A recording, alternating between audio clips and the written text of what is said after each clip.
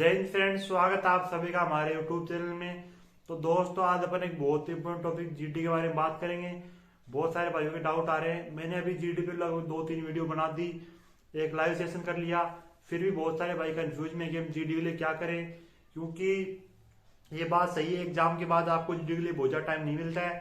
तो अभी बहुत सारे भाई पूछते हैं कि हमें जीडी के लिए कुछ करना चाहिए क्या, और बहुत सारे पूछते हैं कि हमें क्या प्रिपरेशन करें जीडी के लिए। तो मैं आपके आज सारे डाउट क्लियर करूंगा फ्रेंड्स, तो आप वीडियो के अंदर जरूर देखना।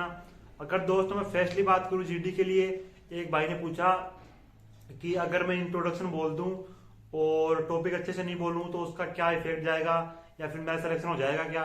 तो दोस्तों, एक मैं आपको इंपॉर्टेंट बात बता दूं आज।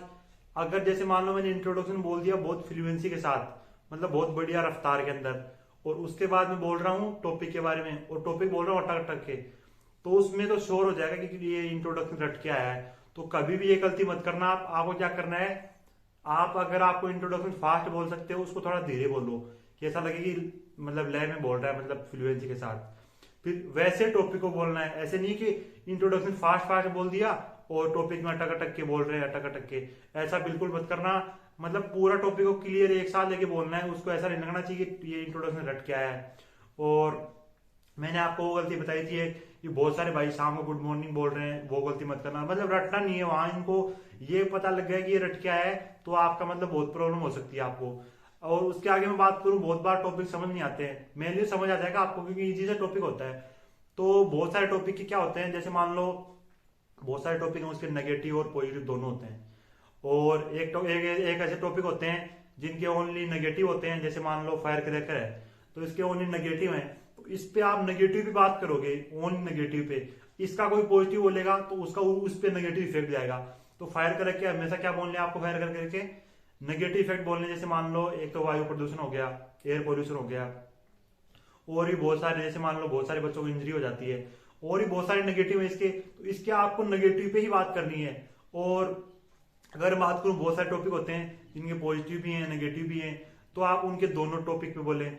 और बहुत सारे टॉपिक ऐसे होते हैं जिनके आपको ओनली पॉजिटिव पे बोलना होता है, तो आप उनके पॉजिटिव, जो पॉजिटिव साइड है उसी पे बोलें। तो ऐसा नहीं कि आपको, जैसे मान लो ये फायर क्रैकर ही है, अब इसके कोई पॉजिटिव पे बोलेगा तो गलती होगी, मतलब उसका नेगेटिव इफेक्ट जाएगा। तो ये गलती आप एक तो बिल्कुल ही मत करना।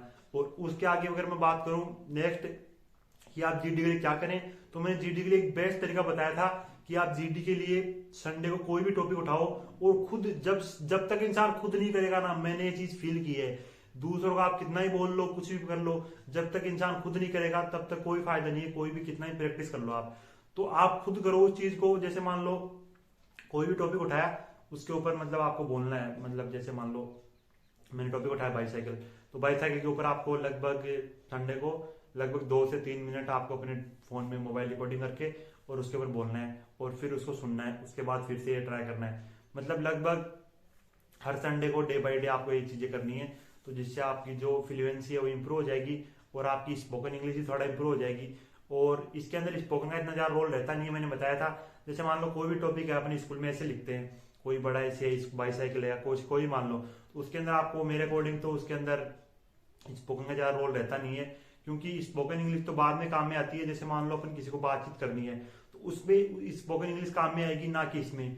और अगर हम बात करें हिंदी मीडियम की, तो हिंदी मीडियम की ज्यादा कोई प्रॉब्लम नहीं आएगी, मैंने बता दिया आपको। इसके अंदर स्पोकन का इतना ज्यादा रोल नहीं है। मेन रोल है कि आप बोल साफ सकते हो, और आपको बोलने की हैबिट होनी चाहिए। उसके लिए मैंने टॉपिक लगभग 5 से 6 टॉपिक मैंने टेलीग्राम में डाल भी दिए, वहां से आप देख भी सकते हो, और मैं और टेलीग्राम में डाल दूंगा टॉपिक।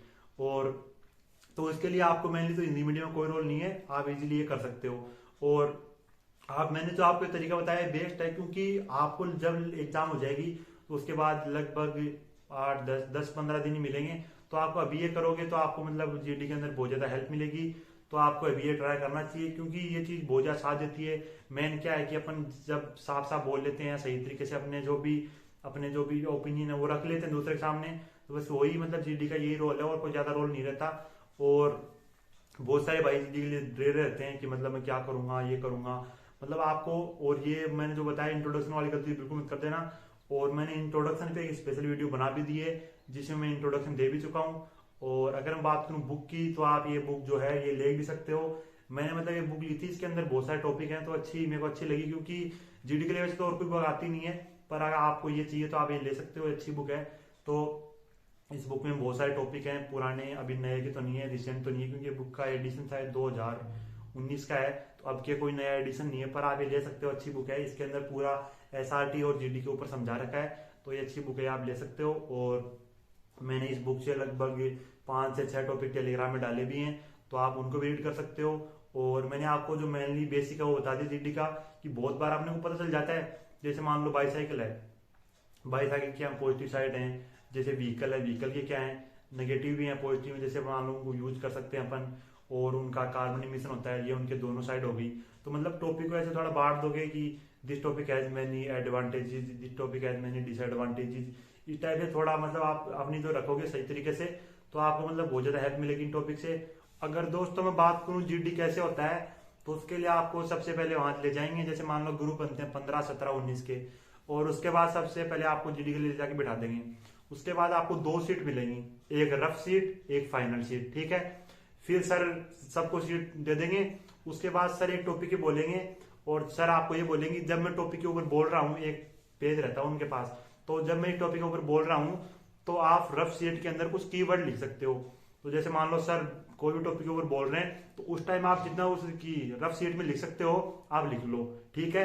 उसके बाद आपको रफ सीट में लिख लिया जो भी, उसके बेसिस पे आपको एक दूसरी सीट मिली है ना, फाइनल सीट, फाइनल सीट के अंदर एक ऐसे टाइप लिखना है, मतलब पैराग्राफ लिखना है, ठीक है। उसके बाद आपसे लगभग 4-5 मिनट बाद वो जो फाइनल सीट थी वो ले ली जाएगी, रफ सीट आपके पास ही रहेगी। उसके बाद स्टार्ट होगा पहले इंट्रोडक्शन, 30 मिनट 30 सेकंड, और 30 सेकंड टॉपिक के बारे में सब बच्चे बोल लेंगे। जैसे मान लो 17 ग्रुप पर 17 मिनट हो गई, पहले अपना इंट्रोडक्शन देना, उसके बाद टॉपिक के ऊपर बोलना है, और उसके बाद जब सब बोल लेंगे उसके बाद स्टार्ट होगा जीडी। जीडी के अंदर आपको लगभग 2 से 3 बार बोलना होता है, और जब ग्रुप में फिश मार्केट क्रिएट होता है तो ग्रुप को 2 पार्ट में बांट दिया जाता है। तो उसके बाद जीडी होता है, लगभग 10 से 15 मिनट जीडी चलता है, और फिर जीडी होते ही आपको जो रफ सीट थी वो भी आपसे ले ली जाती है, और फिर आपको भेज दिया जाता है। ये पूरा जीडी का प्रोसेस है। और अगर आपको कोई भी डाउट है तो आप कमेंट कर सकते हैं, मैं आपके कमेंट का रिप्लाई करने की कोशिश करूंगा। जय हिंद फ्रेंड्स, थैंक यू।